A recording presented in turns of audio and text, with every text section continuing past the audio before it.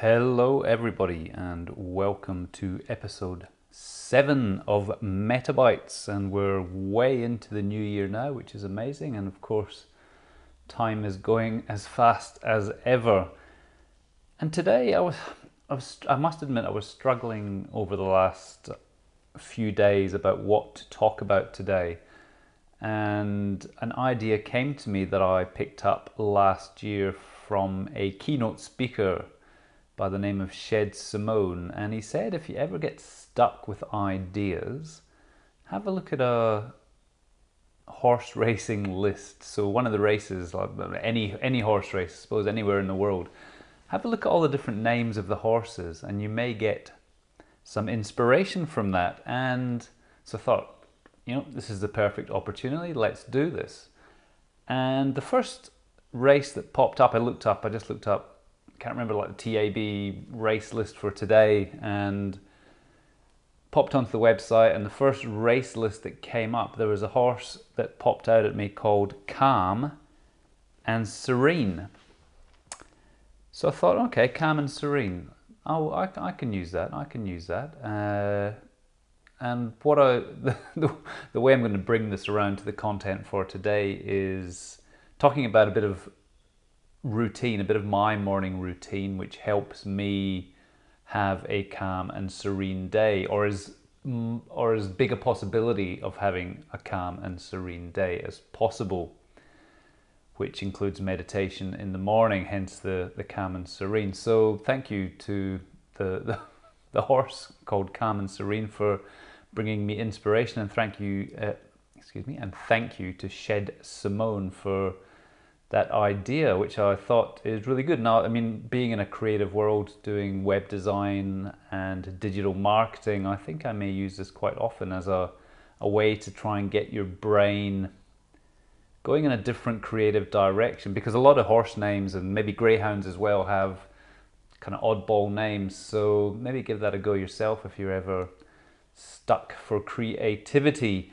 So I want to talk a little bit about my kind of weekly routine and my morning routine, the stuff that I try and put into practice every day and every week to get the best possible outcome on each of the days. And it's always a work in progress. I have a lot of days where I procrastinate fairly heavily, and I've been known to do that quite often in the past, especially working for myself, where I'm sort of keeping myself accountable. I do find it hard a lot of the time to get that routine in place. But over the last year or so, over the last couple of years, there's a few things I've put into place that really help with that. So starting with kind of like my morning routine, I make sure that I get up by 6:30, so I'm up and about. Even if it's a day where there's maybe nothing planned, but that's even like school holidays, when I'm at home with the kids, I still make sure I'm up at that time. 3 times a week I'll get up and go straight into doing some exercise for 20 minutes. So they're usually Monday and Wednesday and Friday. And other than that, the main things I do in the morning are, which I always do every day without fail, is making the bed, because it's always good to start the day with an action that has an outcome. So making the bed, feel good, you've done something, it's a task that you've done first thing. And they say that helps you it helps your kind of mentality for that day. You've already accomplished something, even though it's as minor as making the bed. It works. I find it works really well, and I've got that into my routine every day. The other one is meditation, and I'm on about a 22-day streak now with making sure I get my morning meditation in. Or mornings are my best time to do it. Some of the time, if it's flown through and I haven't been able to get to it in the morning, I will do it in the afternoon.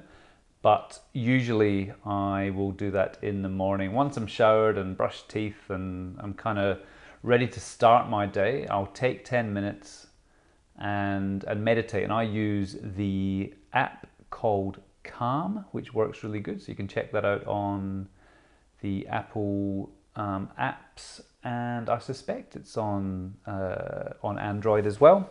So the Calm app, and that's really good. It's guided meditation, or you can do just timed meditation. But it's a great way, it's a great way of gamification with your meditation, because it gives you your streak and kind of pats you on the back when you when you hit streaks. And people need that. People need a bit of sort of gamification in life. Works really well, because it becomes a bit of a, you don't want to lose that streak. You've got all your green days in a row.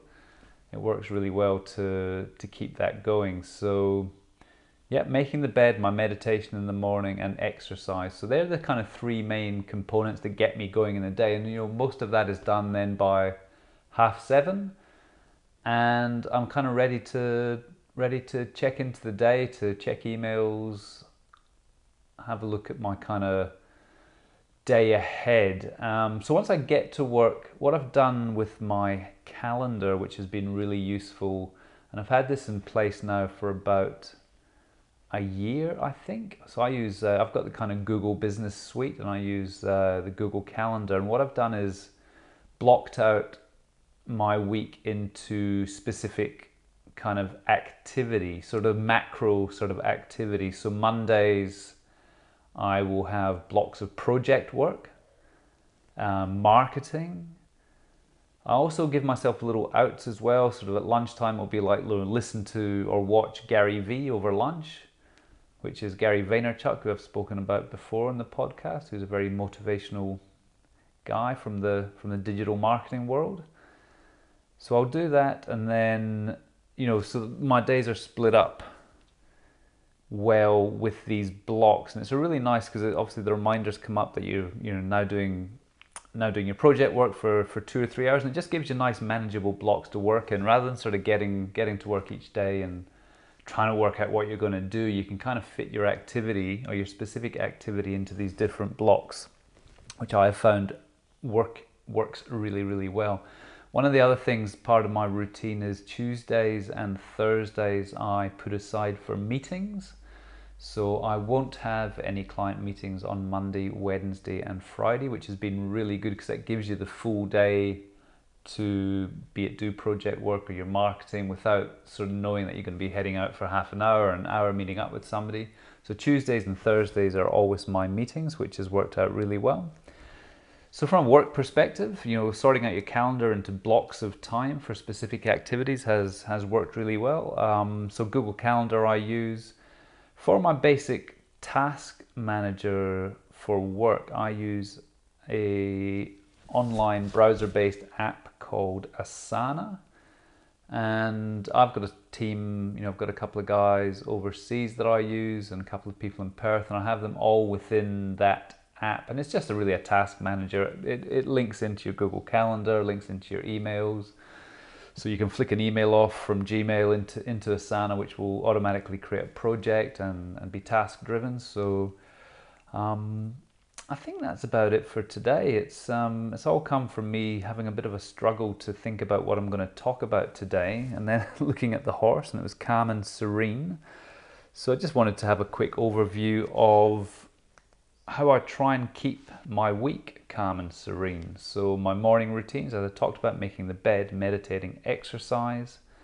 And from a work perspective, using my blocks of time throughout the week to have specific activity in these times. So you're not sort of going ad hoc each week trying to work out what you're doing. And a couple of the apps that I use, Calm for the meditation.